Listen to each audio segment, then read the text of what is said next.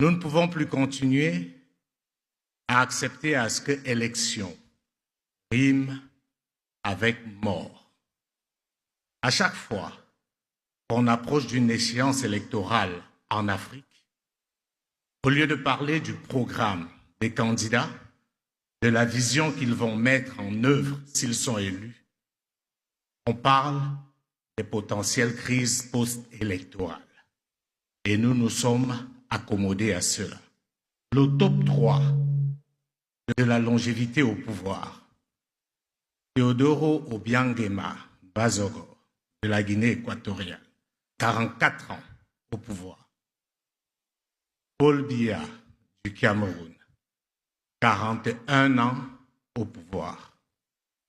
Denis Sassou Nguesso, presque 40 ans cumulés au pouvoir.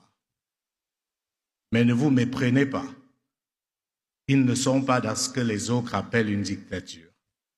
Ce sont des démocraties, parce que dans ces pays-là, comme un peu partout dans le monde, tous les 5 ou 7 ans, on organise des soi-disant élections, où en réalité, on joue à qui perd gagne.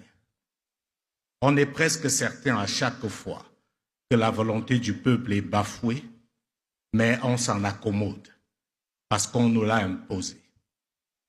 Et on se pose la question de savoir pourquoi l'Afrique, malgré ses immenses richesses, reste le continent le plus pauvre du monde. Madame, Monsieur, le problème de la Guinée où nous sommes n'est pas la richesse de son sous-sol. La bauxite de la Guinée n'est pas une malédiction. Le problème de la Guinée, c'est que pendant plusieurs décennies, se sont succédés à la tête de cet État, comme de certains États africains, des dirigeants incompétents, illégitimes et omnibulés exclusivement par la conservation du pouvoir et non le progrès pour leur peuple. C'est pour cela que ce soir, nous avons choisi de vous entretenir sur 2 thématiques centrales, gouvernance et institutions, pour nous poser la question de savoir c'est quoi la démocratie? Sommes-nous obligés de la suivre telle que les autres l'ont prescrite? Si nous voulons être africains, comme nous le proclamons tous les jours, est-ce qu'il n'est pas temps de penser un modèle qui nous ressemble et qui peut conduire au progrès de nos populations?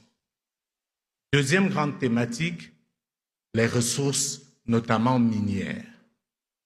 Pourquoi le pétrole, le gaz, le coltan, le manganèse, la bauxite, l'uranium de l'Afrique n'enrichit pas les Africains?